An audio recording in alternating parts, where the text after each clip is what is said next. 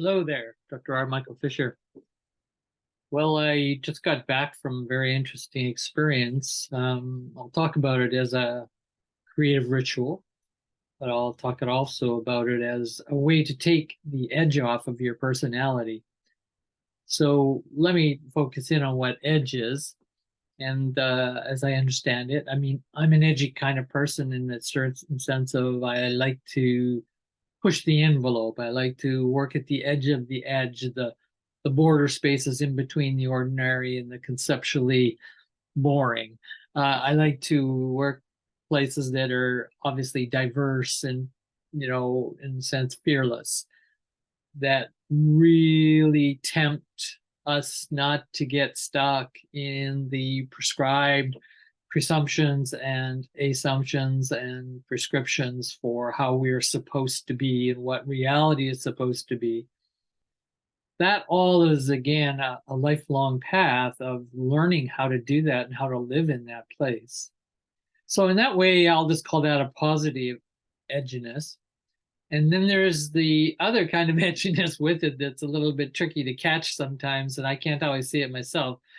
Certainly, my wife or partner will see it, or a colleague might see it in me and say, "Wow, you're awful kind of edgy and you're grumpy," is the other way to say it.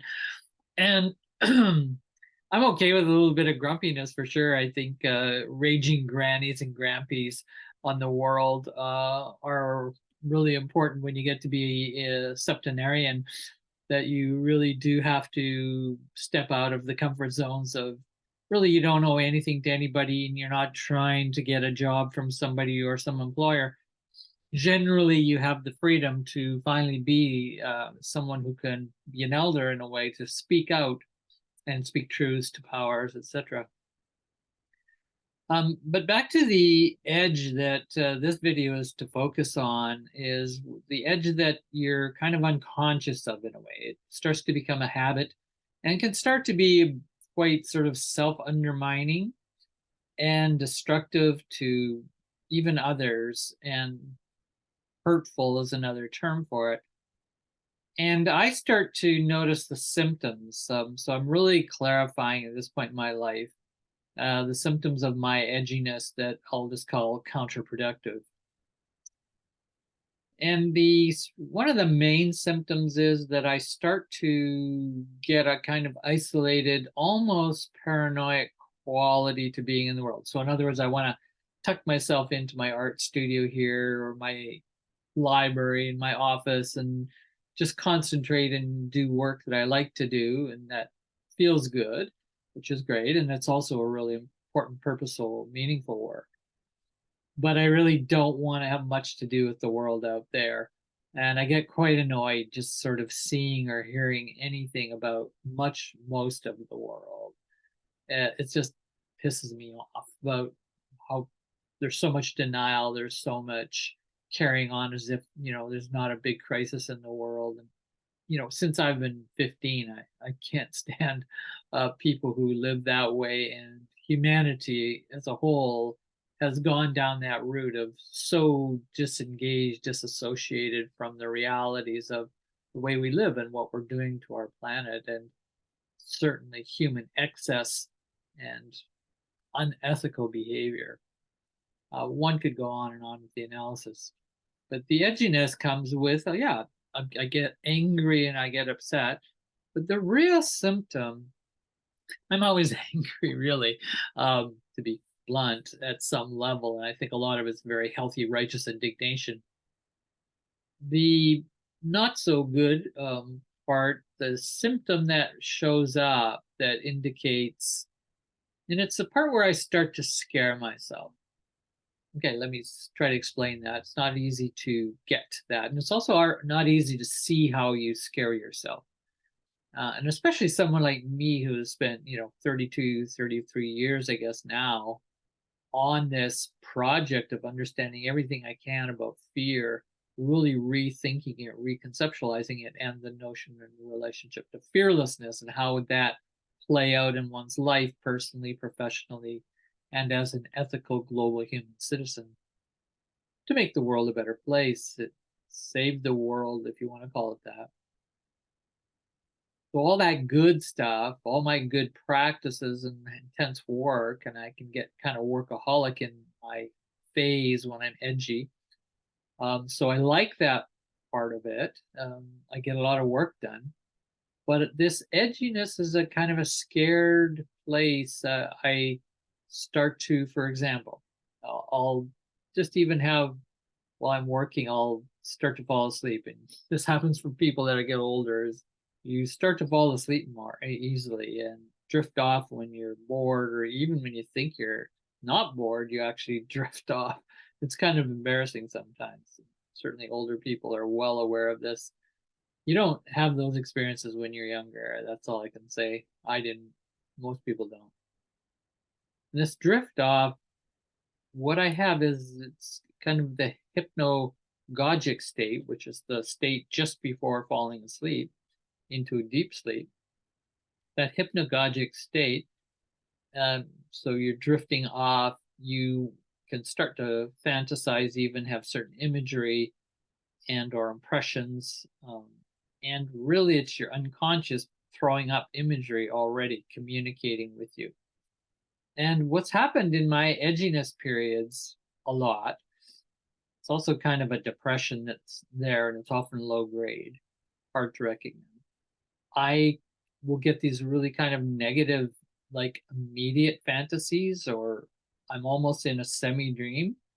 Like within seconds of just that drifting off, in comes these imageries, and they're kind of just really disturbing, of various nature, without having to go into details, even that I don't remember often.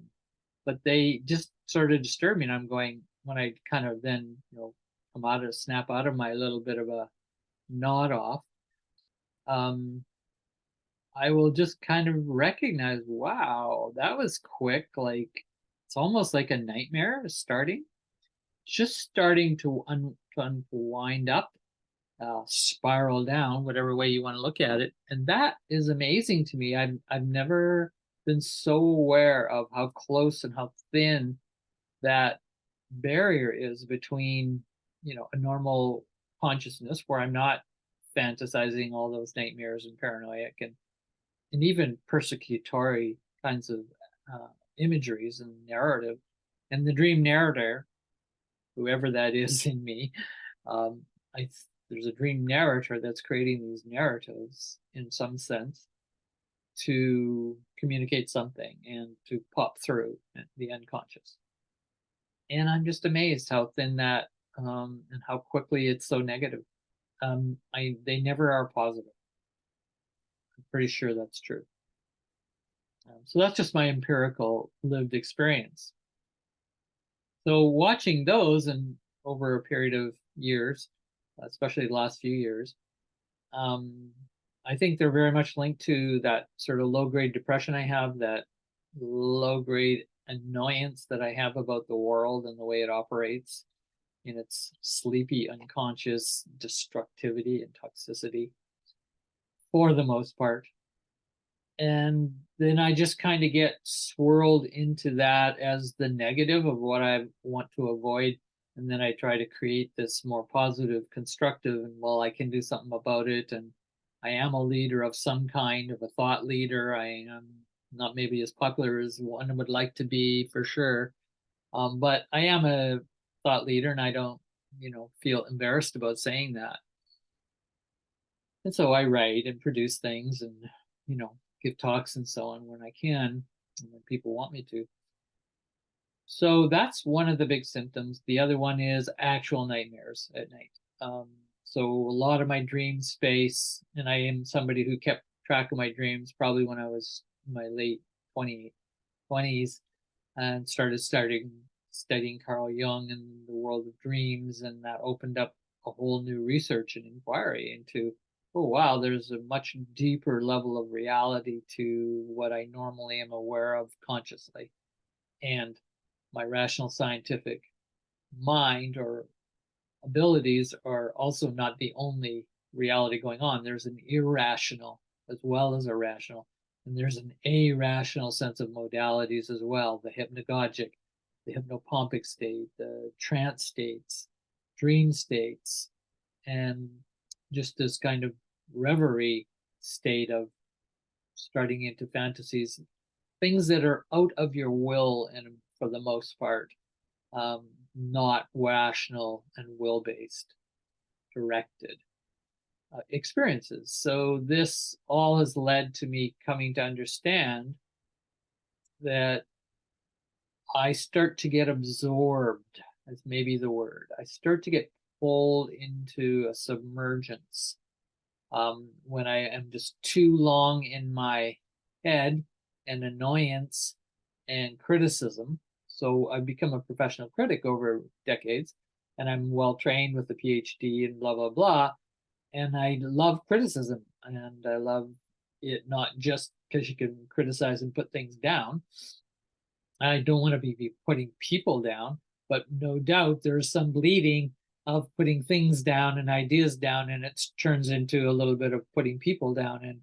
And those could be individual authors of works that you disagree with, philosophies, leaders that are creating and doing things that you just think are wrong for more or less reasons. And my problem is that all my relations around me start to get into a rigid and easily start conforming myself.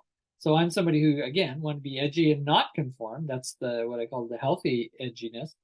But I will actually start slipping into another kind of rigidness in my resistance to that other that I want to, put away and even see as the enemy, actually, to a liberational life, a path of fearlessness. And so that's that fear-based world, the fear matrix, as I often call it, constructed people operating within that fear matrix unconsciously for the most part, and not doing good things.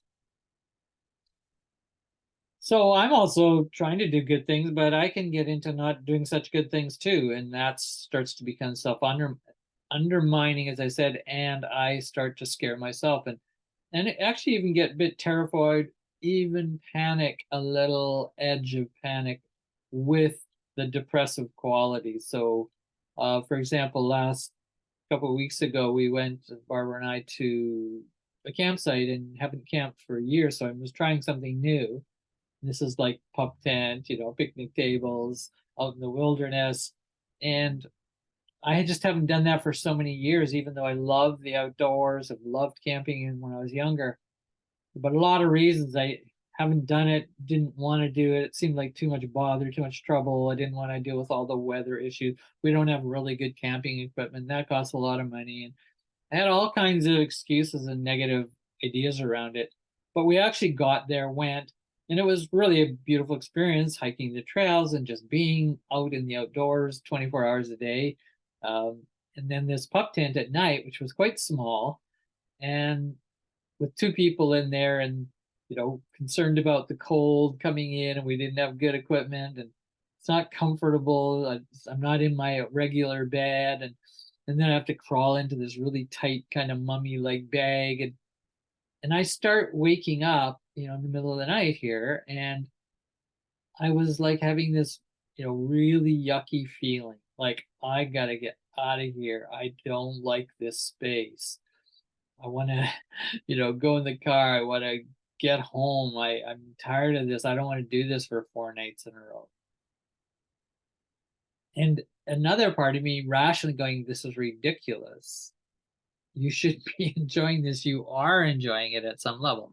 So there was a part of me, you see, that has been scared, and the scared part came up. And when I actually did processing and healing on it in the tent, we called it the womb tent after a while of healing, and getting a lot of attention from my partner, but also just my own skills and capabilities. I'm really good at going into my distress, my patterns, my unconscious material, and processing, bringing it up, trying to understand it.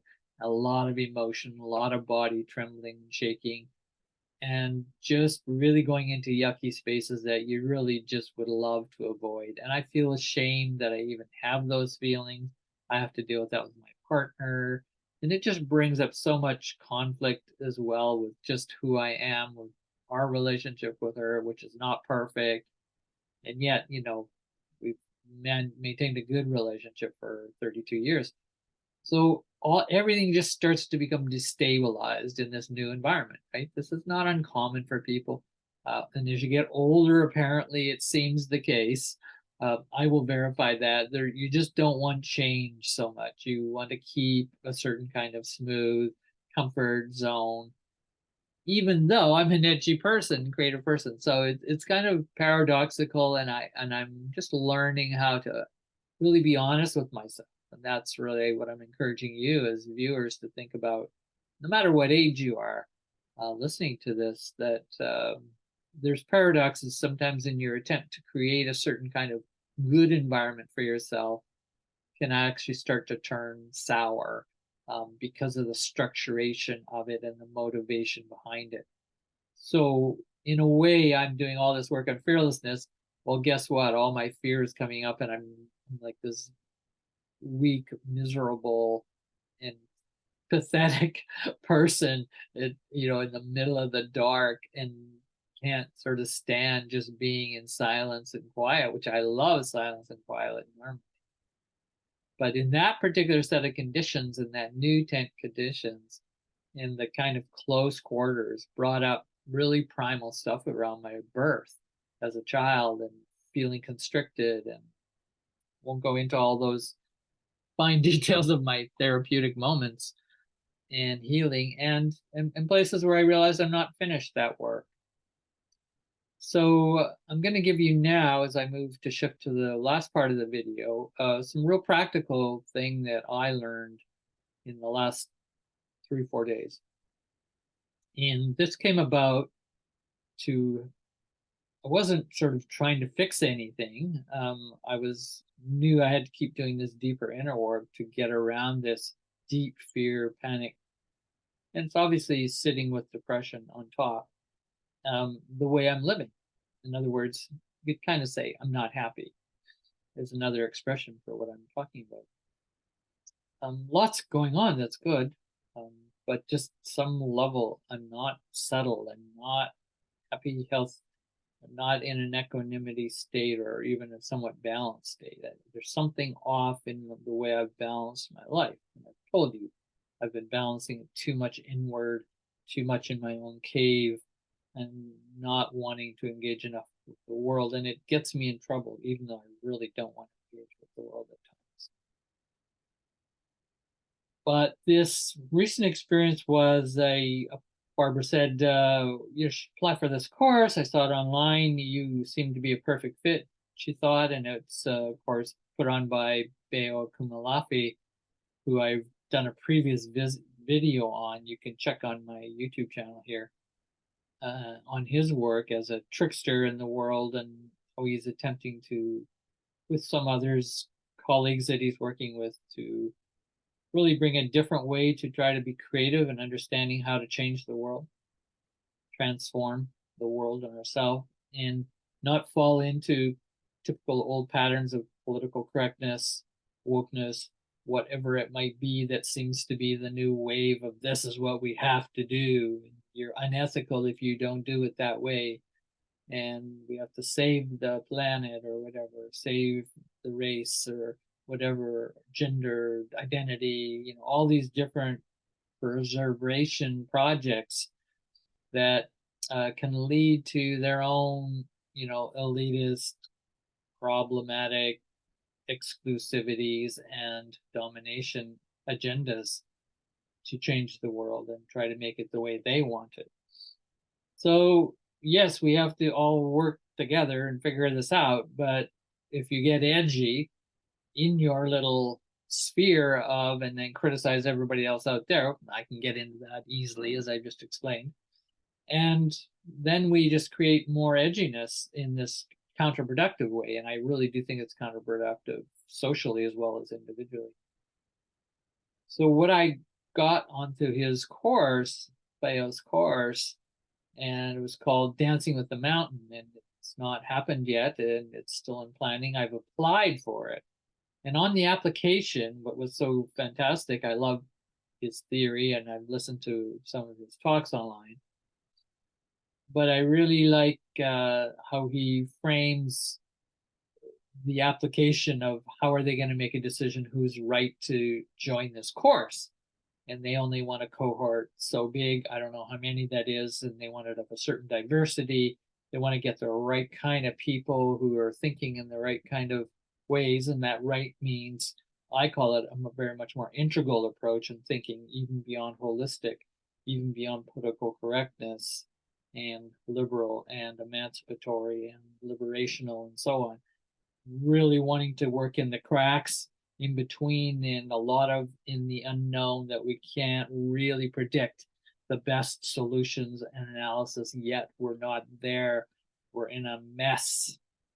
And so that's a lot of Akumalafi's work and trajectory, which I like. And this application was go and do a ritual, make it up, make it so that it takes you out of your regular life, and do it 3 times on 3 consecutive days. So once each day at a particular time, you do this ritual. And when you finish the 3rd time, come back and write about it. And you've got this big space on the application form to fill in your summary of what you got from the experience. Describe it however you will. And of course, I did the ritual, which I won't go into fine details, but I will say a little bit of its dynamics because, as I say, there's videos about helping you understand how to maybe get rid of some of the edginess and get rid of, we'll just put that in parentheses because you have to be very careful of trying to throw something away before you fully understand it and integrate it and its meaning, because it's also important. You don't want to just get rid of it. Not like garbage, not like a delete and hide it and put it away and let other people deal with your pollution. It's really coming to, yeah, certainly dissolve, undermine its overtake, its overconsumption of your attention, of your lifestyle, of your everyday habits, and get some space, relieve that pressure, take the rubber band of that pull, even a kind of an addiction that it can become, into this other rigid part of you that, as I say, is self-destructive, more or less. So the ritual, I think, was quite powerful to get me out of my edginess of hanging into my cave and all my righteousness that I can get into, because I figured out the better way to go in the world. And why aren't people listening, following? What I did in the ritual was basically, there's a lot behind this ritual. I put it together quite quickly because I was so ready for it, which was lovely. I just felt, oh, this is so what I want to do. This is so what that work I've been doing in that project. And so I just kind of pulled pieces together, created this ritual, and I knew I would do it. So I would travel out on a ferry with a backpack full of my stuff for the ritual. And I wasn't exactly sure what would all be in the stuff. I can tell you a little bit about that later in the bag. So backpack. So for me to put on a backpack and go walking, I haven't done that for so long. It's not even funny. I loved doing it in my youth. Again, I'd gotten away from it. And I think I left something behind I oughtn't to have left behind, which is this ability to sort of take your semi bag of living stuff and go off and become a nomad for the day, for even a couple hours, where you leave your home and all your comforts and you have to build this transitional space, right? This bridging with another bigger world, not your comfort zone world. That's the world where you can get negatively edgy against the other world because you're not connecting with it enough in a way that's even positive for you and or others. So once I got that bag, I knew I'd go to the ferry, which is just 20-minute walk, and it's a small ferry, carries 10 people to this island, which is literally outside my window. I can see the island 200 meters away here. And it's an indigenous piece of land from the Sunni Mex people here on the Salish Sea or the Pacific Ocean. And they have this island that was given to them, and it turns out it was an island that in the literature says that they did spiritual healing trainings on this island in their pre-colonialist days. And that was just by chance. We just moved here literally a month and a half ago, and I love that island. And I hadn't been out there for a long, I hadn't yet gotten out there. I went out once by myself. That's when I had the caterpillar attack me, which was in 2 videos ago. Actually, the video on bio, that's right. One video before this one. And I did kind of like it. And so when I said I'll do this ritual 3 days out there, that meant 3 trips going across the ferry. You have to pay money. The ferry is run by the indigenous people to take you there. They run the island. I like that feeling of native, natural, more non-Western management of this wild island, which it literally is. It's not a huge island, but it's significant in size island. Forest mostly and shoreline, right? So I was going to go find this place in the forest, which I was there the first time I went there, and I went, I like this place. Feels like one of these power spots in the shaman traditions. I remember reading Carlos Castaneda way back in the 80s, and his books on the shaman's journey of various kinds, of Don Juan and adventures with this medicine healer, indigenous person, and the indigenous white teachings that were going on. And I was fascinated by that. I still am, and I have a inkling toward learning more from certainly the indigenous peoples and medicine peoples, healing peoples, spirituality, and bios, spirituality from the Yoruba tradition of Africa.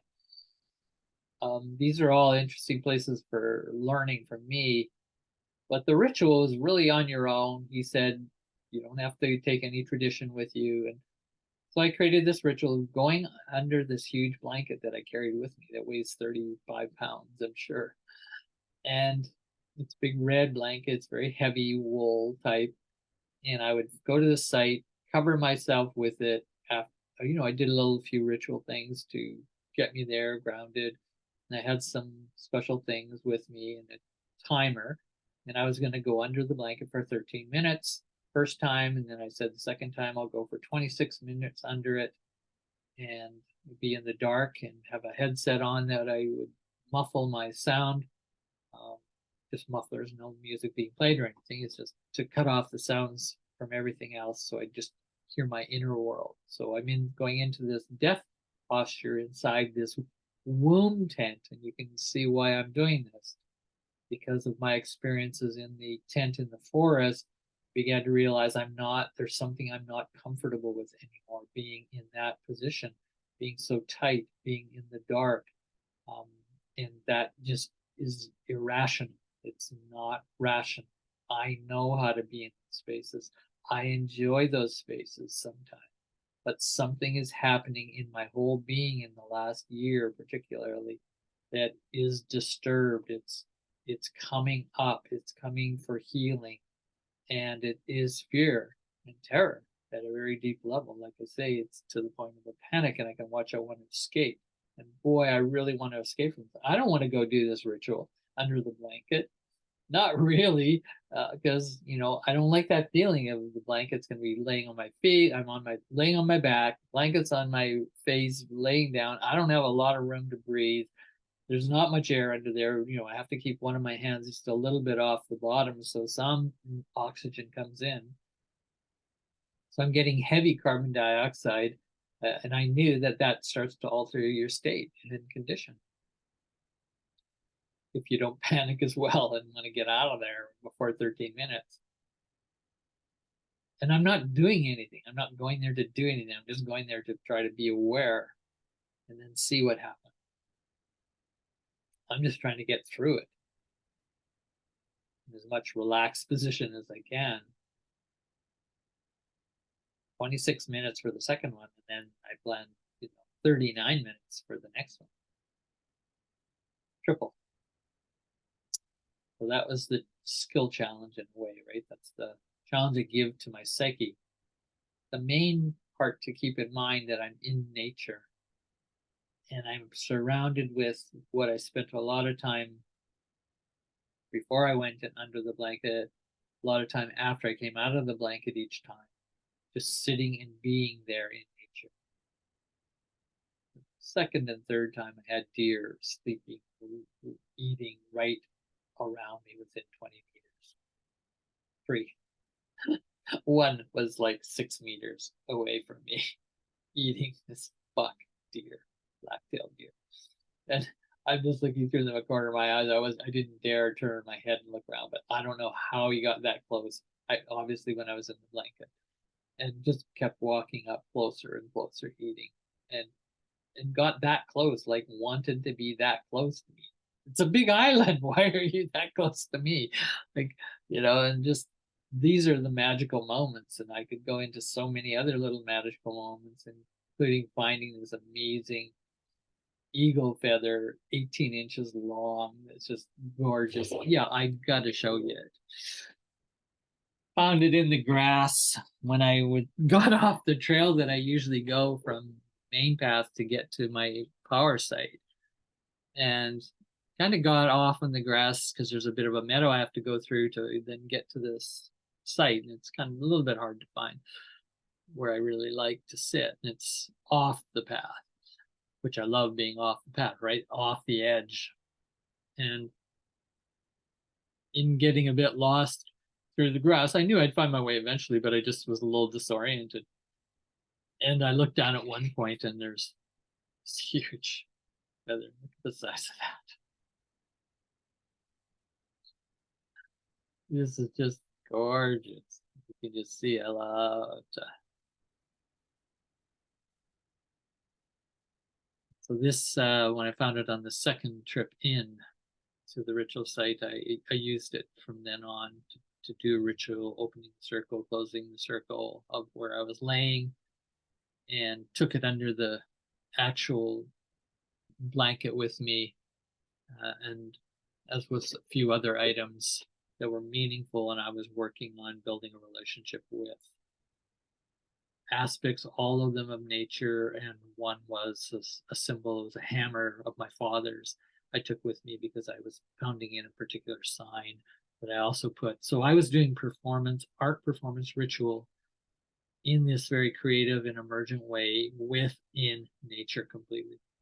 And I just wanted to tell you that after doing this 3 times, and the whole journey of doing it, getting me out of my comfort zone, in the last 2 days since I finished those rituals, just unbelievable shift of I'm just more rhythmic. I'm working in a lot different space of non-edginess. I'm listening to, oh yeah, my inner child really wants me to go for a bike ride this morning and a good workout and hard and enjoy my new bike that I have. Another part says, oh yeah, and you would really enjoy having a shower right now because you are kind of smelly. These are things that I wouldn't normally think of, or they were always sort of a task, like a bit of a burden from me to do my work and get back into my studio and sit here and work as soon as I get up at 4, 5, 6 in the morning. And so now I'm just watching, I'm just like moving in a different rhythm. And that happened through my experiences in nature. So, however, you find for yourself, when you get edgy or even don't quite know you're edgy, but you know something's off, like even this sort of chronic mild depression, and you want to change your environment. You know that you've probably got glued in, sucked into comfort addiction at some level, and you don't really want to change it. And so just getting out and doing something different, and then more different, more edgy different, and repeat it. So putting a structure on it's really important. And obviously, about bioalchemy Malafi knows most all rituals have a repetitive movement, process, practice. And it's that practice of repetition that will get you to be able to do it. So you don't just do it once and then go back. And then I'm back in my habitual place, right? That's the easy path. And I would do that too. I know because I'm more comfortable there. So forcing the replication and having to push yourself out 3 times in a row in 4, or maybe you want to do more, then take a little break, and then you want to do another 3 when you need a refresher to get out of your more undermining edginess and grumpiness. Call it what you will. I think that's what I wanted to share today. If you have any comments or questions, yeah, put them below in the chat and I'll try to respond to them. Have a good day.